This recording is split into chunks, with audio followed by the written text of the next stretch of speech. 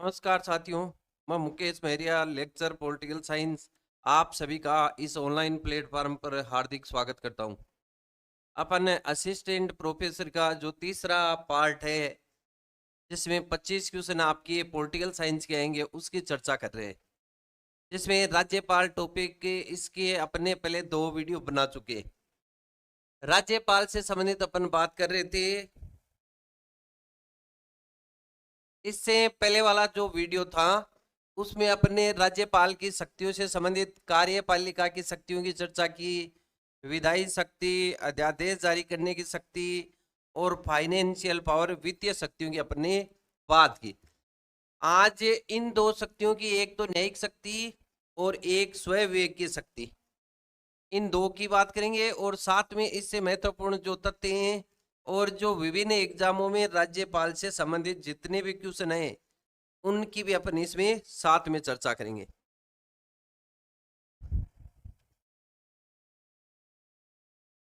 देखो, आज का अपना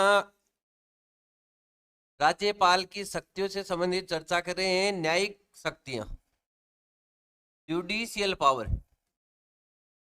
राज्यपाल के पास है न्यायिक शक्तियां, जुडिशियल पावर कौन कौन से? तो एक तो है आर्टिकल 161 के तहत दंड को समाधान करने का शक्ति, समाधान करने की शक्ति।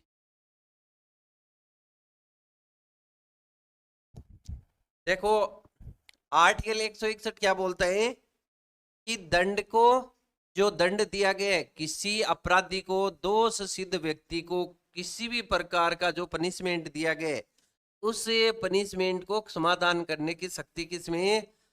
राज्यपाल की, आर्टिकल 161 में। अब इसमें अपन देखते हैं कि राष्ट्रपति को भी समाधान करने की शक्ति है, और वो है आर्टिकल 72। ये संबंध किससे रखता है? राष्ट्रपति की समाधान की शक्ति से। राष्ट्रपति की समाधान की शक्ति और राज्यपाल की समाधान की शक्ति में अंतर है। अपने भले ही पद राष्ट्रपति के जैसे एक राज्य के अंतर्गत राज्यपाल का होता है, संवैधानिक प्रमुख की भूमिका निभाता है, परंतु कुछ परिस्थितियों में इनकी समाधान की शक्तियां अलग अलग है। पहले देखते हैं कि राज्यपाल के पास किस प्रकार का समाधान से संबंधित पावर है। तो किसी भी प्रकार की पनिशमेंट, उससे संबंधित एक तो प्रविलंबन,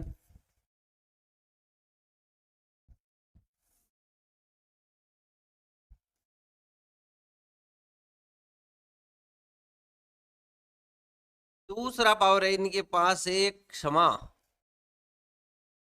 तीसरा है परिहार, और चौथा है इनके पास लघुकरण।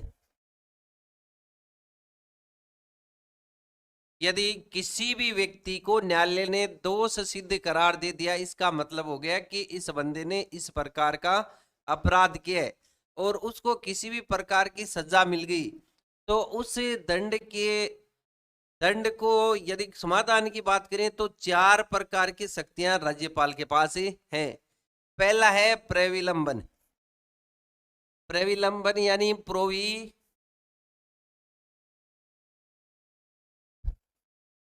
री, देखो इंग्लिश में है ये रिप्रीव्ज, रिप्रीव्ज। दूसरा है क्षमा, पार्डन, और तीसरा है परिहारी, रिमिशन, और चौथा है लघुकरण यानी कम्यूट, कम्यूट करना। पहला है प्रविलंबन। प्रविलंबन का मतलब है कि जिस भी किसी व्यक्ति को सजा मिली है, उसकी सजा को अस्थायी रूप से एक बार के लिए रोका जा सकता है। अस्थायी रूप से निलंबन, अस्थायी निलंबन कहने का मतलब किसी भी व्यक्ति को जो सजा मिली है उसको कुछ समय के लिए टाला जा सकता है। दूसरा है क्षमा यानी पार्डन, और इसमें क्या होते हैं, सजा को पूर्णतया माफ, पूर्णतया माफ। इसको अपने को ध्यान से समझना है। क्षमा में क्या होता है, इसका मतलब है कि जैसे बंदे ने यदि किसी भी अपराधी को क्षमा कर दिया, इसका मतलब उसने किसी भी प्रकार का अपराध अब किया ही नहीं, वो उस अपराध से पूर्णतया मुक्त हो गया। तो ये क्या होता है, क्षमा। तीसरा है परिहार, रिमिशन। रिमिशन का मतलब है सजा को कम करना, सजा को कम करना। इसका मतलब ये हुआ, देखो इसमें थोड़ी सी अपने को ध्यान में रखना है कि परिहार में प्रकृति को बदले बिना सजा को कम किया जाता है, जबकि लघुकरण के अंदर ये भी सजा के कम करने से संबंधित है, परंतु लघुकरण या कम्यूट में किसी भी अपराधी की सजा की प्रकृति को बदला जा सकता है। कहने का मतलब पनिशमेंट की जो नेचर है उसको इसमें चेंज किया जा सकता है। इसको ऐसे समझते हैं कि जैसे एक परिहार की अपन बात करें, रिमिशन की, किसी व्यक्ति को मान लो कि 10 वर्ष की सजा मिली है, तो 10 वर्ष की सजा को परिहार के हिसाब से देखिए अपन, तो इसको 5 वर्ष 2 वर्ष इस तरीके से सजा को कम किया जा सकता है। तो ये चीज के परिहार, इसमें सजा की जो प्रकृति थी उसको बदला नहीं गया है। दूसरी अपन बात करें लघुकरण की, देखो लघुकरण या कम्यूट, इसमें क्या होता है कि सजा को कम भी किया जाता है और उसकी प्रकृति को बदला भी जाता है।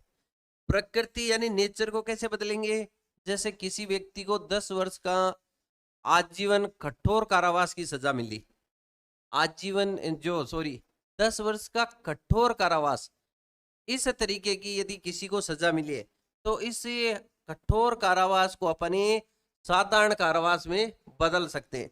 जैसे 10 वर्ष का कठोर कारावास है उसको 5 वर्ष के साधारण कारावास में चेंज कर दिया, तो सश्रम जो कारावास था उसको नॉर्मल कारावास में इसमें चेंज कर दिया, तो प्रकृति को भी बदल दिया और साथ में उसकी सजा को कम भी कर दिया। तो देखो ये थोड़ा डीपली होता है, परंतु आजकल जो क्वेश्चन आते हैं उनको इसी तरीके से पूछा जाता है, इसलिए अपने को पूर्णतया उसको कंप्लीट समझना आवश्यक है। तो इसमें अपने चर्चा की कि राज्यपाल की समाधान की शक्ति आर्टिकल 161 में, और समाधान की जो शक्ति है वो 4 प्रकार से इसमें उपयोग लेता है। एक प्रविलंबन है जिसमें अस्थायी सजा को एक बार के लिए टाला जा सकता है। दूसरा है क्षमा, क्षमा का मतलब हो गया कि पूर्णतया उसको माफ कर सकता है। तीसरा है परिहार, इसका मतलब हो गया कि सजा को प्रकृति को बदले बिना कम कर सकता है। और लघुकरण में क्या होता है, प्रकृति को भी चेंज कर सकते हैं और उसको कम भी कर सकता है। ये तो बात हुई इन शब्दों से संबंधित जो आर्टिकल के अकॉर्डिंग है। अब ये राज्यपाल के पास किस प्रकार का पावर है, किस प्रकार के जो सब्जेक्ट हैं, कौन से विषय हैं, उन पर सजा का जो समाधान की शक्ति राज्यपाल को दी गई है वो चीज अपन इसमें देखते हैं।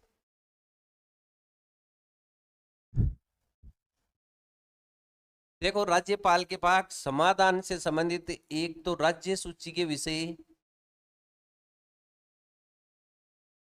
और एक है समवर्ती सूची के विषय। समवर्ती सूची मैंने आपको बताया कई बार कि राज्य सूची, समवर्ती सूची, संघ सूची, शक्तियों का विभाजन जो कि आपकी अनुसूची 7 में। राज्य के पास यदि विधायी शक्ति की बात करें तो विधानमंडल के पास राज्य सूची और समवर्ती सूची में जो भी सब्जेक्ट है, जो विषय हैं, उन पर विधायी शक्ति राज्य सरकार को दी गई है। इन विषयों पर कानून बनाने का अधिकार राज्य सरकार के पास है। अब ये किसी भी व्यक्ति को अपराधी कब माना जाता है, जैसे विधानमंडल ने किसी भी प्रकार का कानून बनाया इन विषयों से संबंधित, और इस कानून को कोई भी व्यक्ति तोड़ता है यदि, या फिर इसको बोलूं कि नियमों का उल्लंघन करता है, नियमों का उल्लंघन, राज्य सरकार ने जिन विषयों से संबंधित कानून बनाए और उन कानूनों को, उन नियमों को यदि कोई व्यक्ति तोड़ता है तो इसका मतलब वो व्यक्ति क्या है, अपराधी है। उसने अपराध किए हैं और वो व्यक्ति है अपराधी। और अपराधी को आपको पता है कि सजा देने का काम किसका है, न्यायालय का। अब न्यायालय ने किसी व्यक्ति को इन नियमों के उल्लंघन के हिसाब से सजा दे दी। अब ये जो सजा है, इस सजा के प्रति कोई भी व्यक्ति किसी भी प्रकार का अपराध किए है और वो अपराधी है, वो क्षमा याचना कर सकता है राज्यपाल के पास, राज्यपाल के पास। अब यहाँ पे एक संघ सूची बची, तो अपन ये देखेंगे कि राज्य सूची के विषय और समवर्ती सूची के विषयों पर ही इस प्रकार का अधिकार राज्यपाल के पास ही है। संघ सूची के विषय पर यदि किसी व्यक्ति ने विधि विरुद्ध कार्य किया है या नियमों का उल्लंघन किया है और वो विषय संघ सूची से संबंधित है, तो उस संघ सूची के विषय पे जो दंड मिला है उस दंड को राज्यपाल क्षमा, या जो मैंने बताया आपको 4 प्रकार की बातें, उस प्रकार की शक्ति राज्यपाल के पास ही नहीं है। नेक्स्ट देखो,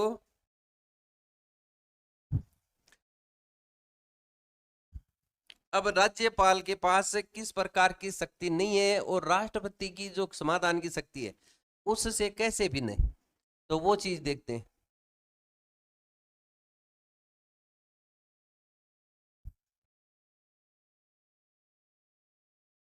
पहली बात तो है संघ सूची के विषयों पर कानून है जो कि केंद्र सरकार बनाती है, इन पर समाधान की शक्ति राज्यपाल के पास नहीं है।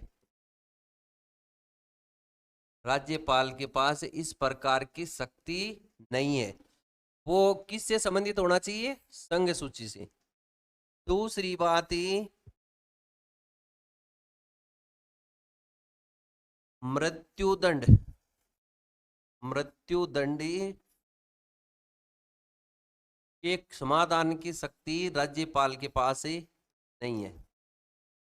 अब इस चीज को अपने को समझना है। मैंने आपको बताया कि राष्ट्रपति के पास आर्टिकल 72 के द्वारा समाधान की शक्ति है। अब राष्ट्रपति के पास संघ सूची के विषय से संबंधित भी है, राज्य सूची के विषय से संबंधित है, समवर्ती सूची के विषय से संबंधित है। कहने का मतलब हर प्रकार की परिस्थिति में कोई भी सजा मिली है तो राष्ट्रपति के पास आर्टिकल 72 के तहत उस समाधान के जो शक्ति है उसके अकॉर्डिंग सजा को कम या फिर जो 4 प्रकार की बातें अपन ने देखी वो कर सकता है। अब जो राज्यपाल है, राज्यपाल है मृत्युदंड की जो सजा मिली है किसी भी व्यक्ति को, चाहे वो विषय कोई सा भी हो, चाहे संघ सूची का हो, चाहे राज्य का हो, चाहे समवर्ती का हो, परंतु राज्यपाल मृत्युदंड के कारण समाधान नहीं कर सकता। समाधान का मतलब पूर्णतया उस सजा को माफ नहीं कर सकता। ये अपने को इसमें ध्यान में रखना है। राज्यपाल के पास इस प्रकार का पावर नहीं है। तीसरी बात, यदि किसी व्यक्ति को कोर्ट मार्शल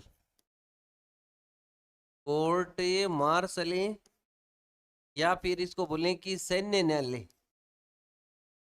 सैन्य न्यायालय, सैन्य न्यायालय के द्वारा जो भी दंड मिला है उस सजा को कम या उसको पूर्णतया माफ किसी भी प्रकार का अधिकार कोर्ट मार्शल या सैन्य न्यायालय से संबंधित राज्यपाल के पास नहीं है। ये तीनों अधिकार किसके पास हैं, राष्ट्रपति के पास, राष्ट्रपति के पास, और आर्टिकल 72 के द्वारा। तो ये भी अपने को इसमें ध्यान रखना है। अब ये एक विशेष बात यहाँ पे है कि राज्यपाल के पास मृत्युदंड के क्षमा करने का, पार्डन करने का तो अधिकार नहीं है, परंतु यदि राज्यपाल को राष्ट्रपति ने आर्टिकल 72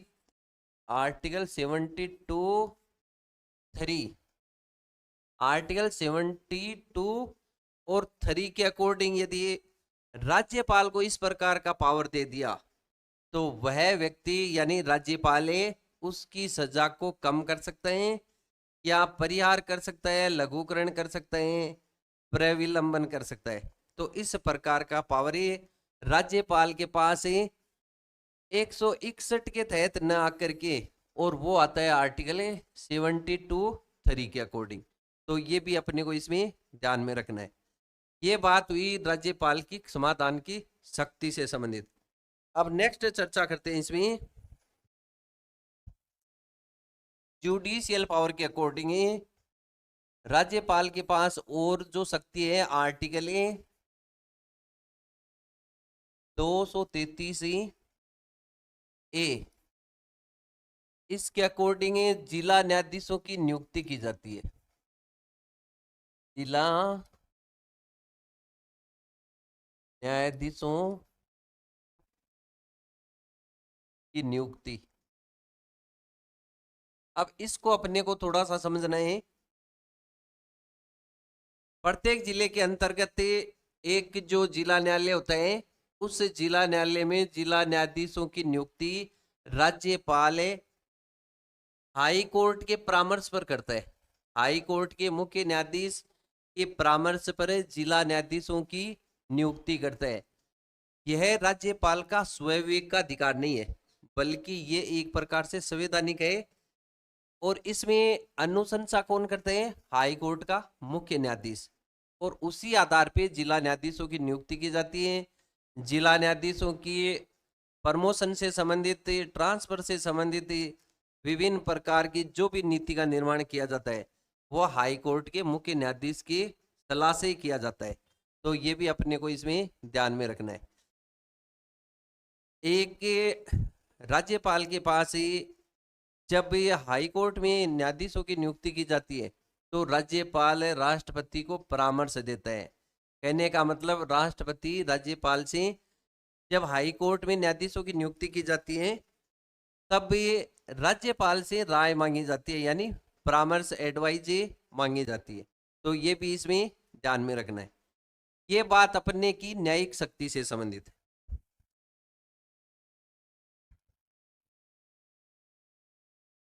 अब अपनी नेक्स्ट है इसमें स्वविवेक की शक्ति। स्वविवेक की शक्तियां।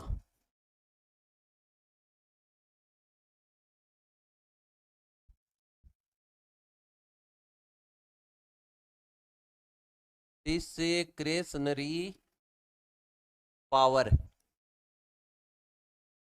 देखो, स्वविवेक की शक्ति, स्वविवेक का मतलब हो गया कि यदि इस प्रकार की नियुक्ति या इस प्रकार का कार्य जो राज्यपाल बिना किसी एडवाइस के करे, बिना किसी परामर्श के करे, तो इस प्रकार की शक्ति को अपने स्वविवेक की शक्ति बोलते हैं। स्वविवेक की शक्ति में होता क्या है? ये है पहली बात तो आर्टिकल, इसका संबंध है 163 एक से। राज्यपाल की स्वविवेक की शक्ति आर्टिकल 163 एक, और राष्ट्रपति की स्वविवेक की बात करें तो वो है आर्टिकल 361। अपने को अभी राज्यपाल से संबंधित अपन बात कर रहे हैं। होता क्या है कि राज्यपाल जितनी भी प्रकार की नियुक्ति या जितने भी प्रकार के कार्य करते हैं वो मंत्री परिषद की सलाह के अकॉर्डिंग, उसी के परामर्श के अकॉर्डिंग ही किया जाता है। राज्यपाल कार्यपालिका का नाम मात्र का मुखिया होता है, जबकि वास्तविक मुखिया मंत्री परिषद का जो मुख्य प्रधान होता है, जिसे अपन मुख्यमंत्री बोलते हैं, वो होता है। तो कहने का मतलब हुआ कि अधिकांश कार्य परामर्श से ही किए जाते हैं, परंतु कुछ पावर है 163 एक के अकॉर्डिंग जिसमें राज्यपाल अपने स्वविवेक से काम करता है। ये शक्तियां भी राज्यपाल की 2 प्रकार की हैं। इसे भी अपने दो भागों में डिवाइड करके देखते हैं। एक तो है संवैधानिक जो वेग की शक्तियां, संवैधानिक स्वयं वेग की शक्ति, एक है परिस्थिति जन्य, परिस्थिति जन्य। इसका मतलब ये हुआ कि कुछ पावरें हैं स्वयं वेग के, वो तो हैं कॉन्स्टिट्यूशनल, और कुछ है वो है कंडीशन पे डिपेंड करते हैं। तो स्वयं वेग की शक्तियां संवैधानिक कौन कौन सी हैं? संवैधानिक में अपन देखते हैं, एक तो आर्टिकल है 200। देखो ये बहुत सी बार एग्जामों में पूछा हुआ आर्टिकल है। इसमें वैसे तो है बहुत सारी बातें, अपने को इतना ध्यान में रखना है इसमें, ये कंप्लीट आर्टिकल 200 है, ये राज्यपाल की जो शक्ति है विधेयकों से संबंधित, कि राज्यपाल विधेयक से संबंधित शक्ति कौन कौन सी रखते हैं। तो देखो इसमें एक वर्ड अपन देख सकते हैं, राज्यपाल की विधेयक से संबंधित शक्तियां, राज्यपाल की विधेयक संबंधित शक्तियां। इसका मतलब ये हुआ कि किसी भी प्रकार का विधेयक है वो कानून का रूप कब लेते हैं, वो विधेयक पारित कब होते हैं, जब राज्यपाल उसको परमिशन दे देता है, या तो परमिशन देता है या परमिशन नहीं देता। तो कोई भी कानून राज्यपाल के हस्ताक्षर के बाद ही वो विधेयक माना जाता है, वो पारित माना जाता है। और एक इसमें ये कई बार आता है कि किस आर्टिकल के तहत राज्यपाल किसी भी विधेयक को राष्ट्रपति के लिए आरक्षित रख सकता है। तो वो चीज भी आपके आर्टिकल है 200। कहने का मतलब ये हो गया कि आर्टिकल 200 है, उसमें वो बातें हैं जो राज्यपाल की विधेयक से संबंधित है। विधेयक पे कौन कौन से पावर राज्यपाल के पास है, तो वो है आर्टिकल 200। इसके बाद आर्टिकल 200 में ये बात है कि राज्यपाल किसी भी विधेयक को पुनर्विचार के लिए विधानमंडल को लौटा सकता है। तो ये भी अपने को इसमें ध्यान में रखना है। नेक्स्ट है, देखो संवैधानिक शक्तियों की बात कर रहे थे, आर्टिकल 200 देखा, एक आर्टिकल 356, ये चीजें मैंने आपको पहले बता दी। 356 में क्या है, राष्ट्रपति शासन, राष्ट्रपति शासन। जब राज्यपाल को लगता है कि राज्य का संवैधानिक तंत्र विफल हो गया और अब ये सरकार है वो संवैधानिक नियमों के अकॉर्डिंग राज्य का शासन नहीं चला सकती, तो ऐसी स्थिति में राज्यपाल राष्ट्रपति से राज्य के अंतर्गत राष्ट्रपति शासन की मांग करता है। और उसमें राज्यपाल केंद्र सरकार और राष्ट्रपति जो केंद्र सरकार के एजेंट के रूप में राज्यपाल है राज्य में काम करता है। तो ये भी अपने को इसमें ध्यान में रखना है। एक है आर्टिकल 213, आर्टिकल 213 के बारे में भी अपन देख चुके हैं। इसमें है राज्यपाल की अध्यादेश की शक्ति, राज्यपाल की अध्यादेश जारी करने की शक्ति, ऑर्डिनेंस पावर। इसके बारे में अपने फुल डिटेल से देखा है। अब इसमें क्या चीज है स्वयं की, कि राज्यपाल अध्यादेश जो जारी हुआ है उस अध्यादेश को भी राष्ट्रपति के लिए आरक्षित रख सकता है, आर्टिकल 213 में ही है। कहने का मतलब राज्यपाल का अध्यादेश से संबंधित कोई भी बात है वो आपके आर्टिकल 213 में। और इसी में राष्ट्रपति की चर्चा करें तो वो है 123 में ऑर्डिनेंस पावर, किसका, प्रेसिडेंट का। अब ये तो हुई संवैधानिक स्वयं की शक्ति। अब वो शक्ति जो कि परिस्थिति जन्य है, कंडीशन अप्लाई करके, तो परिस्थिति जन्य कौन सी है,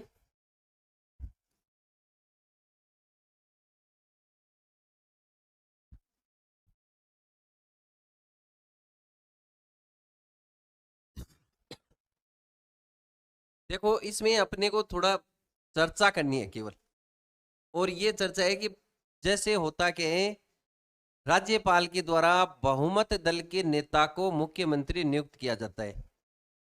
जैसे मान लो राजस्थान में 200 सीट हैं और किसी भी दल को बहुमत नहीं मिला, कहने का मतलब 100 सीट या 100 प्लस सीट नहीं मिली, तो ऐसी कंडीशन में क्या होगा, राज्यपाल सबसे बड़े दल के नेता को मुख्यमंत्री के लिए आमंत्रित करता है।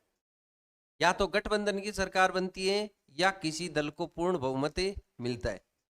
तो होता क्या है, यदि गठबंधन की भी नहीं बन रही है और किसी को पूर्ण बहुमत भी नहीं मिला, तो ऐसी परिस्थिति में राज्यपाल अपने स्वविवेक से मुख्यमंत्री की नियुक्ति करता है।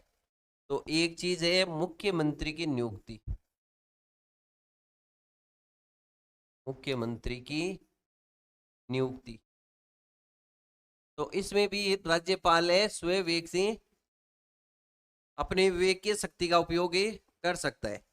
अब होता क्या है कि ये अपने हालांकि मुख्यमंत्री में पढ़ेंगे, वो भी अपने चैप्टर है विस्तार से, वहां पे इतना ध्यान में रखना है कि किसी को पूर्ण बहुमत नहीं मिला तो ऐसी स्थिति में मुख्यमंत्री की नियुक्ति स्वविवेक से राज्यपाल करता है। नेक्स्ट, जैसे मानो कि राज्यपाल को ऐसा लगा या फिर विपक्ष इस प्रकार की मांग करता है कि जो पार्टी की सरकार अभी वर्तमान में है, तो मुख्यमंत्री और मंत्रिपरिषद को वर्तमान की परिस्थिति में बहुमत हासिल नहीं है।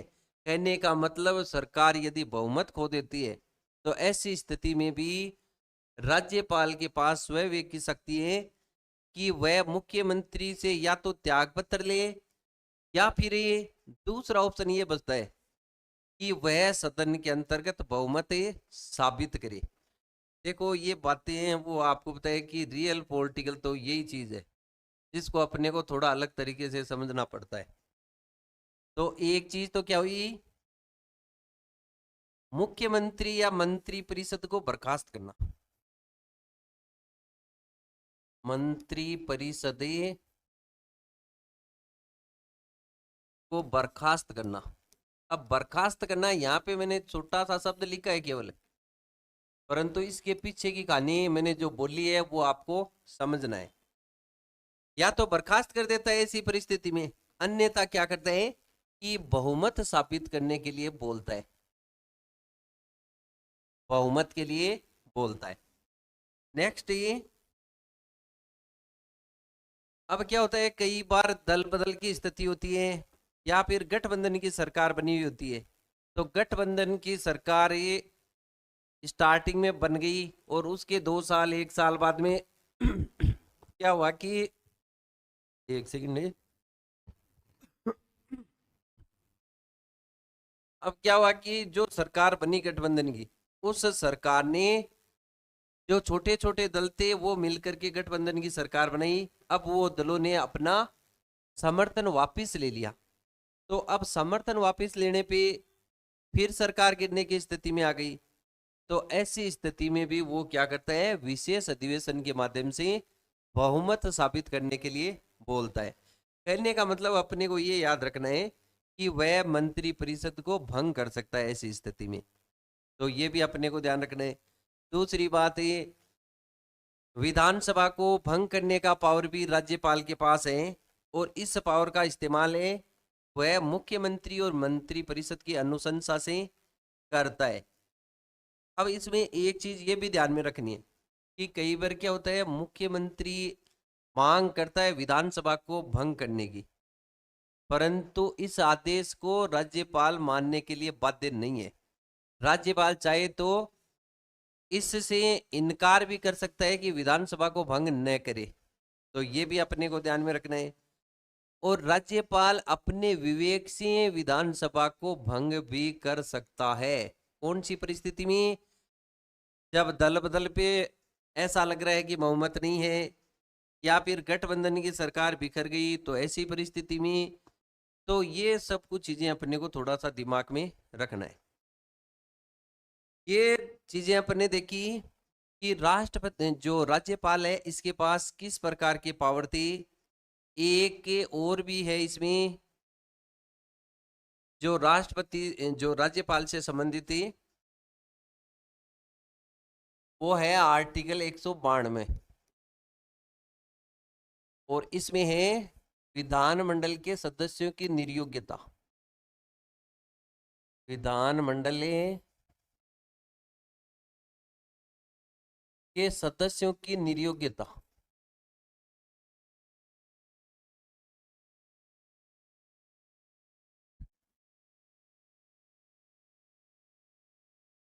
ये जो पावर है वो भी स्वयं विवेक से संबंधित है।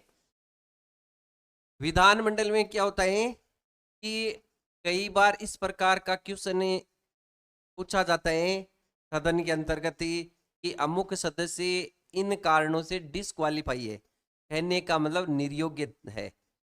तो जब इस प्रकार का आरोप लगा, इस प्रकार का क्वेश्चन सदन में उठा, तो उस प्रकार के आरोप की जो विनिश्चय है उसको डिटरमाइन करने का कार्य है वो कौन करते हैं? राज्यपाल करता है। अब थोड़ा सा अपने को देखना है, कोई भी व्यक्ति दो प्रकार से निर्योग्य होता है। एक तो जो भी योग्यता है निर्धारित है चुनाव लड़ने की, और किसी योग्यता को छुपा करके और फिर चुनाव जीता, बाद में किसी प्रकार का आरोप लगता है तो उस व्यक्ति को हटाने का जो चुनाव आयोग से संबंधित शर्तों की पालना नहीं करता है, संवैधानिक नियमों के अकॉर्डिंग नहीं है, तो उस प्रकार के पर्सन की डिटरमाइन करने का काम है राज्यपाल का। दूसरी निर्योग्यता होती है दल बदल पर आधारित, जो कि 10वीं अनुसूची से संबंध रखते हैं।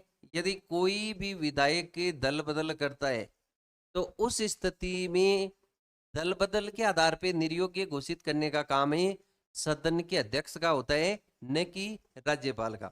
तो ये भी अपने को ध्यान में रखना है। तो आर्टिकल 192 इसका संबंध है विधानमंडल के सदस्यों की निर्योग्यता, और इस निर्योग्यता के लिए राज्यपाल राय लेता है निर्वाचन आयोग से। निर्वाचन आयोग इलेक्शन कमीशन से राय लेता है। यदि उसके अनुसार जो भी कैंडिडेट पे आरोप लगा है निर्योग्यता का, डिस्क्वालीफाई का, और वो साबित हो जाता है तो ऐसी परिस्थिति में उसको विधानमंडल का सदस्य नहीं माना जाता, उसे विधानमंडल की सदस्यता से बाहर कर दिया जाता है।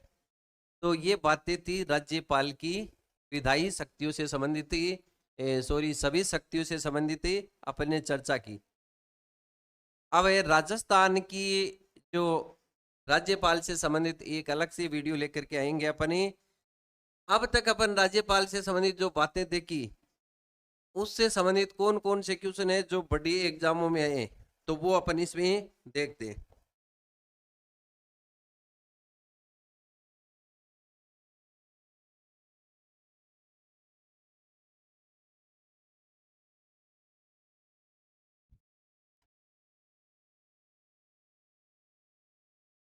देखो ये है अपने राज्यपाल से संबंधित, इसमें थोड़ा सा टाइम लगा, तो वो तो आपको पता है कि कंप्यूटराइज सिस्टम होता है पूरा। तो ये देखो इसमें पहला प्रश्न है, निम्न में से किसकी नियुक्ति राज्य के राज्यपाल द्वारा नहीं की जाती? राज्य के राज्यपाल द्वारा किसकी नियुक्ति नहीं की जाती? ये वो क्वेश्चन है जो विभिन्न एग्जामों में आए हैं। नीचे डायरेक्ट ये स्क्रीनशॉट टाइप में है, तो पूरा लिखा हुआ है कि कौन सा क्वेश्चन कौन सी एग्जाम में आया। तो देखो किसकी नियुक्ति राज्य के राज्यपाल द्वारा नहीं की जाती? मुख्यमंत्री की नियुक्ति की जाती है, महाधिवक्ता की, एडवोकेट जनरल, ये भी अपन ने देखा। राज्य लोक सेवा आयोग के अध्यक्ष और सदस्यों की नियुक्ति भी की जाती है। उच्च न्यायालय के न्यायाधीश, उच्च न्यायालय के जो न्यायाधीश हैं उनकी अपन ने चर्चा की कि इसमें राज्यपाल से परामर्श लेता है केवल राष्ट्रपति। हालांकि उच्च न्यायालय के न्यायाधीश की नियुक्ति राज्यपाल नहीं करता बल्कि राष्ट्रपति करता है। तो इसका आंसर क्या हो गया? उच्च न्यायालय के न्यायाधीश।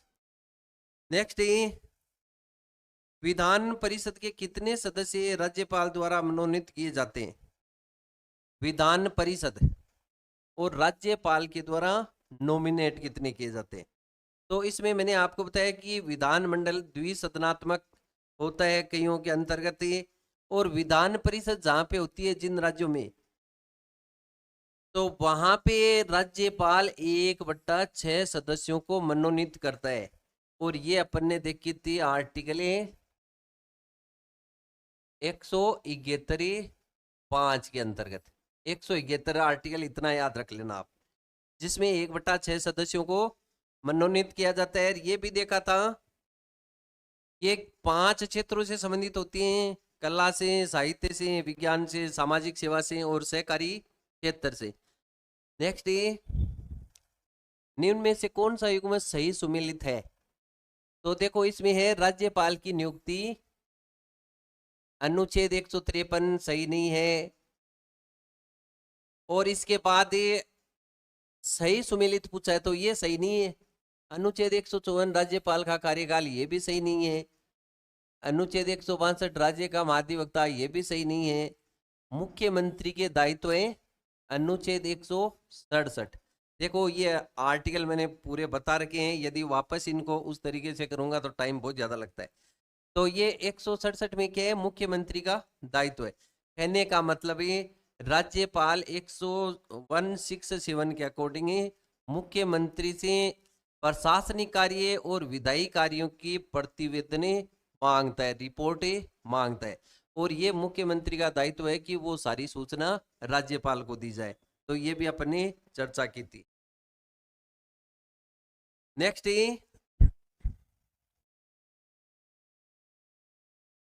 निम्नलिखित में से किस आयोग ने राज्यपाल पद की समाप्ति की अनुशंसा की थी? तो ये आपके सरकारी आयोग है 1983 का।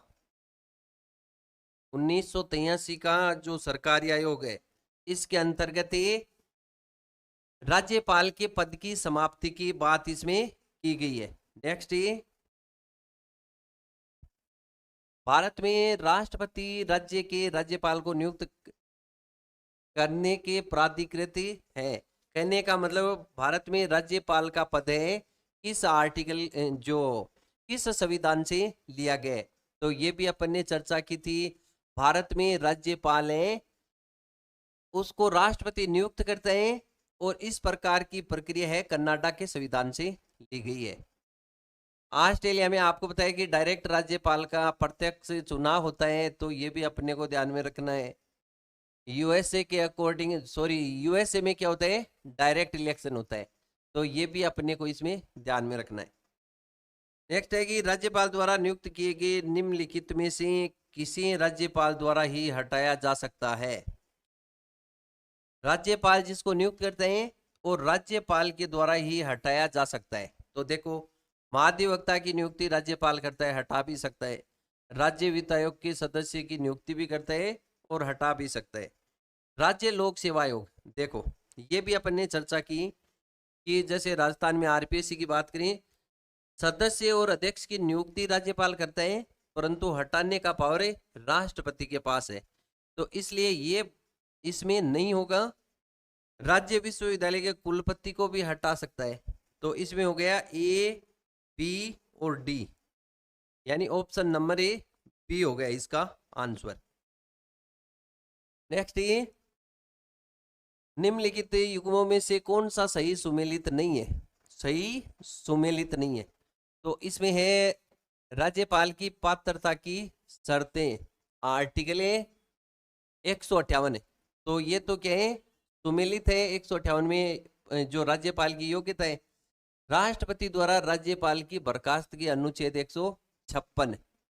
तो 156 में ये चीज नहीं है, बल्कि 156 में राष्ट्रपति का कार्यकाल है और जो राज्यपाल का कार्यकाल है, और राज्यपाल त्याग पत्र दे सकता है 156(2) के तहत, न कि उसकी बर्खास्त की जाती है।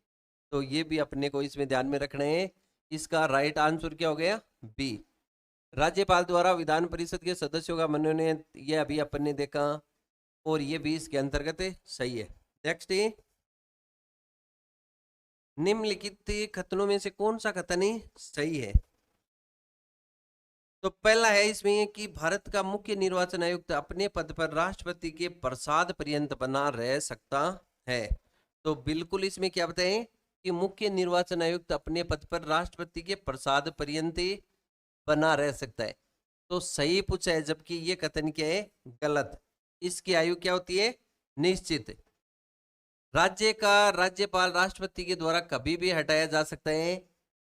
ये बिल्कुल सही है कि राज्यपाल को कभी भी राष्ट्रपति हटा सकता है। इस प्रकार का प्रावधान है। इसमें किसी प्रकार के कदाचार की, संवैधानिक कदाचार की आवश्यकता नहीं है, कभी भी इसमें हटाया जा सकता है। तो ये अपने को याद रखना है। विधानसभा के सदस्यों की निर्हरताओं से संबंधित प्रश्नों की अंतिम विनिश्चय किसके द्वारा लिया जाता है। देखो, विधानसभा के सदस्यों की निर्योग्यता, डिस्क्वालिफिकेशन ऑफ एमएलए, इस प्रकार का डिटरमाइन कौन करता है, अभी अपन ने देखा था, राज्यपाल करता है, आर्टिकल 192 के तहत। निम्नलिखित में से कौन सा कथन सही नहीं है। राज्यपाल को अध्यादेश निर्माण की शक्ति है, बिल्कुल है शक्ति। राज्यपाल की अध्यादेश निर्मात्री शक्ति स्वविवेक की शक्ति है। देखो ये चीज है गलत। अब यहाँ पे थोड़ा समझना है। राज्यपाल अध्यादेश जारी कर सकते हैं मंत्री परिषद मुख्यमंत्री की अनुशंसा पर, न कि अपने विवेक से अध्यादेश जारी कर सकता है। अध्यादेश को राष्ट्रपति के लिए आरक्षित रखने की शक्ति है वो विवेक की है, परंतु अध्यादेश को जारी करने की शक्ति विवेक की नहीं है। और अध्यादेश है किसमें, आर्टिकल 213 में राज्यपाल के द्वारा अध्यादेश जारी करने की शक्ति। फिर है, राज्यपाल अध्यादेश को वापस करने में सक्षम है, बिल्कुल वापस ले सकते हैं। राज्यपाल की अध्यादेश निर्माण की शक्ति राज्य विधानमंडल के समव्यापक है।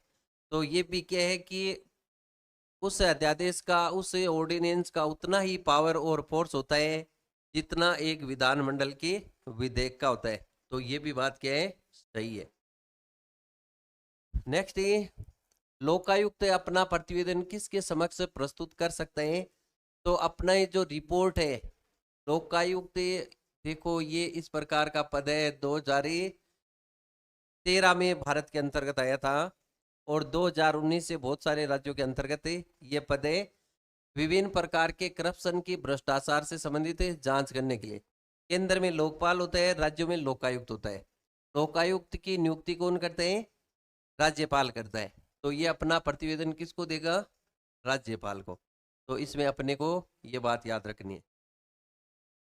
निम्नलिखित में से कौन सी शक्तियां किसी राज्य के राज्यपाल को दी गई विवेकाधीन शक्तियां हैं। अब देखो कौन सी चीजें हैं जो विवेक के अधीन है। तो विवेक के अधीन जो शक्तियां थी उसके बारे में अपन ने चर्चा की। भारत के राष्ट्रपति को राष्ट्रपति शासन अधिरोपित करने के लिए प्रतिवेदन भेजना, बिल्कुल भेज सकते हैं। मंत्रियों की नियुक्ति करना, मंत्रियों की नियुक्ति में किसकी आवश्यकता होती है, स्वविवेक की न होकर के मुख्यमंत्री के बोलने पर नियुक्ति की जाती है। राज्य विधानमंडल द्वारा पारित कतिपय विधेयकों को भारत सरकार के राष्ट्रपति के विचार के लिए आरक्षित रख सकता है, बिल्कुल रख सकता है। आर्टिकल 200 के तहत राज्य सरकार के कार्य संचालन के लिए नियम बनाना, ये भी इसमें नहीं है।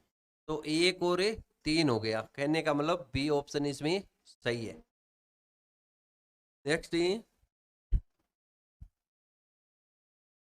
इस संविधान संशोधन द्वारा एक ही व्यक्ति को एक या एक से अधिक राज्यों का राज्यपाल या संघ राज्य क्षेत्रों का उपराज्यपाल नियुक्त किया जा सकता है।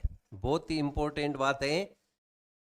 7वें संविधान संशोधन 1956 के तहत किसी भी एक व्यक्ति को 2 या 2 से अधिक राज्यों के लिए राज्यपाल भी बनाया जा सकता है और साथ में किसी संघ शासित प्रदेश का उपराज्यपाल भी बनाया जा सकता है। तो ये भी अपने देखा था। तो ये हो गया डी। भारतीय संविधान का अनुच्छेद 333 सुनिश्चित करता है, ये अपन ने पढ़ा है, और ये किससे संबंधित है, राज्य की विधानसभा में एंग्लो इंडियन समुदाय का प्रतिनिधित्व से संबंधित।